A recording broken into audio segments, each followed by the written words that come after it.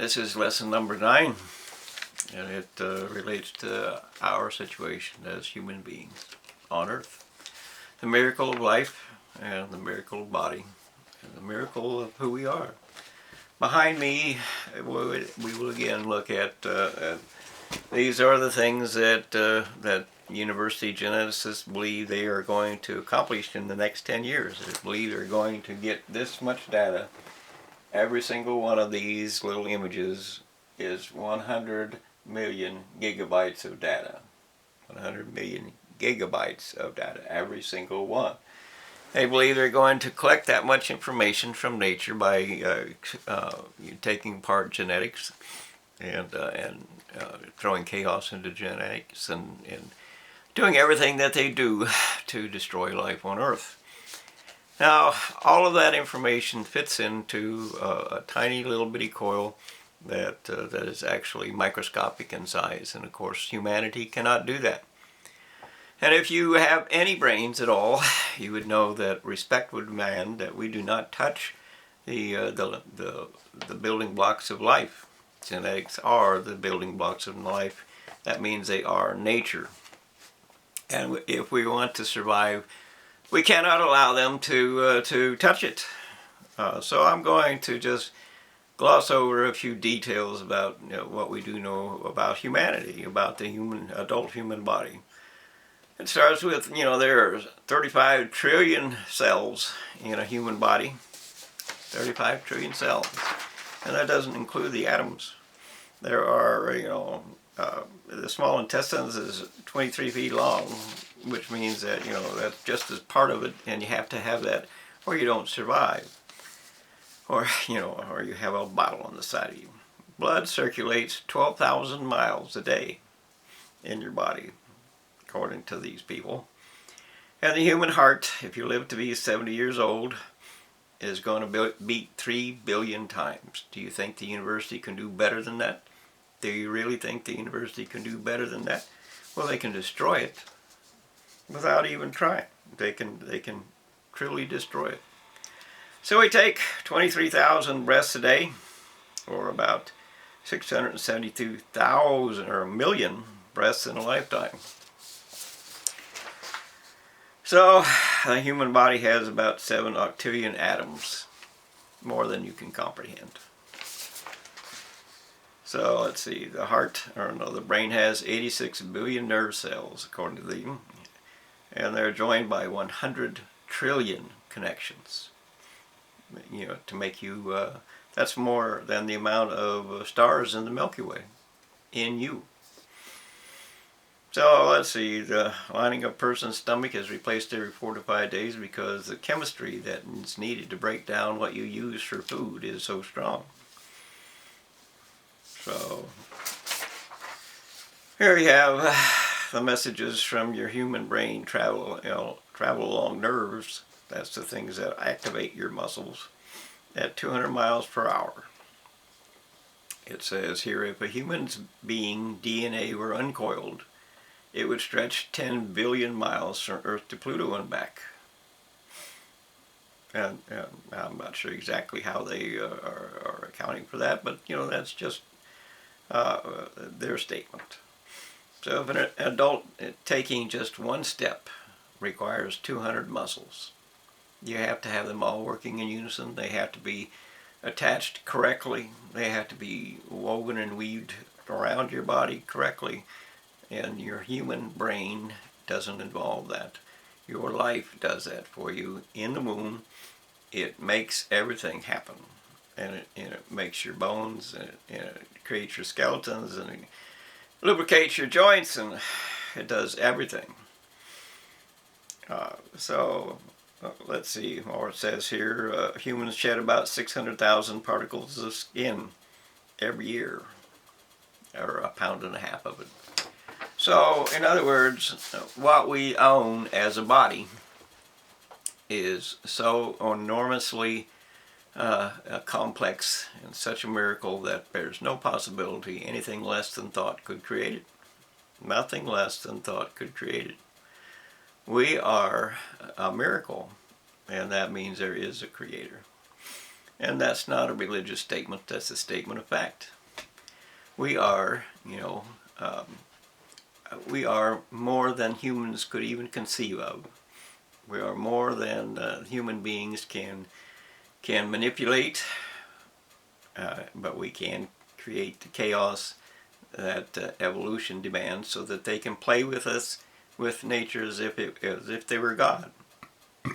That's what they're doing. They're injecting chaos into nature, so that they can see, well, this does that or that does that. But the fact of the matter is, they will never ever learn what nature is, because it's not a step-by-step mathematical sequencing of events. It is, in fact, an orchestra, a symphony within the human womb, within women who create babies. Men do not create babies. Within women who create babies, there is basically an orchestra at work, because everything has to be done in time with itself. You have to have the muscles growing at the same time as the bones are growing, at the same time that the brain is growing, at the same time the heart is growing, at the same time the lungs are growing. They all have to do it together, because you can't live, or you can't build a human being one piece at a time. You can't do it. It won't work. You will die. If you didn't have a mouth, had everything else, but if you didn't have a mouth, you couldn't eat. If you had a heart without blood, you wouldn't live, or any of the other parts. You need it all. There's damn little that you don't need to survive. And of course, his claim that doctors claim they heal the body. They don't heal the body. The body heals itself. They cut something out, or they poison something, or they radiate something with what is a poison, and that's all they can do. Put it back together with a few screws, but that doesn't account for the fact that the human body is a miracle. It is nothing less. It has nothing to do with chaos. Chaos means that all complexity is gone. That's what chaos means. And accidents, you ask any soldier whether they'd like to be mutilated or not. Ask them. Because, none of that makes any sense at all. Only the cult of university has indoctrinated every child with the belief that evolution is somehow real. It is not. It is the biggest lie ever told, basically. And of course, it's not the worst. The worst is that we can bring sunfire here to this earth without any consequences to ourselves. Gravity will just cause it to extinguish itself. Well, it won't. The fire is the gravity, and that has everything that university does basically is wrong. They've stolen from us. They've betrayed us. They've terrorized human life and nature and world, and poisoned everything, and created all the weapons of mass destruction, and just weapons that murder billions instead of thousands. Nothing about them is valid or true or real or hopeful. They're all just tragic. Very, very, very little is not tragic. And of course, if you look at behind us here, how many people are you employing to gather up all that information? How many people are you paying to do what they want to do? That is their current toy. That is what all your money has been spent on. That is why you have $100 trillion in this USA of debt. That is why there's $635 million of counterfeit currency out there. That's $6.35 million per each and every one of 100 million people that you owe, that someone holds against you and claim that you have to pay them at today's standard. In other words, we have to take back our world and our nature and our lives and our everything. We have to throw out the people that have no brain. They have no brain. They only want to play God. So we have to fight for ourselves, and we have to respect ourselves, because you are a miracle. Whoever is standing next to you is a miracle, and so on and so on. Only hate is not a miracle. And arrogance, apathy, and disrespect are forms of hate. There are forms of war. That's what begins war, as well as belief, because people can believe anything they want to believe, including those people who believe they can be God. They cannot be God. They can only be Satan. And of course, that's good enough for them, I guess, apparently, because they are Satan. They are destroying an entire planet. They are threatening to exterminate the entire solar system, actually. Because if they ignite this planet on fire, as is bringing the same fire here as the sun, take a look at the sun, feel the sun. If it's there, it can be here. Nothing they say about it is true. It's all a lie. It's all a fantasy. They can't prove any of it. Let them prove it. Don't just, you're gambling your entire earth on their theories, and their theories don't make any sense. They're entirely lies. Make them prove what they're doing, because the cost of being wrong is this planet, this Earth, becomes the sun, and that will destroy the solar system itself. That will destroy every portion, every part, everything that is Earth. Destroy it. And even the solar system, because the solar system will not survive another sun. So it's very, very, very, very, very serious what the universities do. It's very, very, very, very serious what you or do not do, because we must know what the truth is. We must know the price of being wrong, and we must know what the evidence of our reality is. You must respect each other, and you should know that everything, our food supply, our oxygen to breathe, our everything is under attack. Global warming means that if the temperature on Earth gets 1 degree too hot, just 1 degree too hot, all of life will die in that area. And that means that whatever is there that escaped by leaving that area is going to immigrate here. And of course, that won't work. There's not enough water for that. The water is being poisoned. If a major earthquake comes, or a major volcano erupts, or anything like that, and the ground shakes a little bit, all the pressure that's built up underneath the water supplies, or on top of it, or everywhere that you could imagine, of course, by university expertise, it will all come racing into the water supply. And of course, you'll drink water that you can't survive. And it is chemicals that cause birth defects.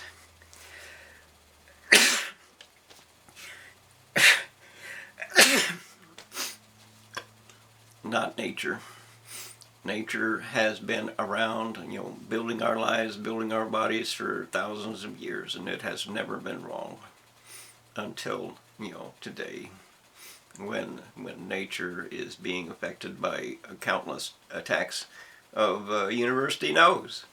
80-some thousand new chemicals arrive every year or something like that. It doesn't matter what it is. It's too many to survive. And we don't need them. We don't need any of them, because what good is that? And the viruses, your whole idea of you're going to protect yourself from what?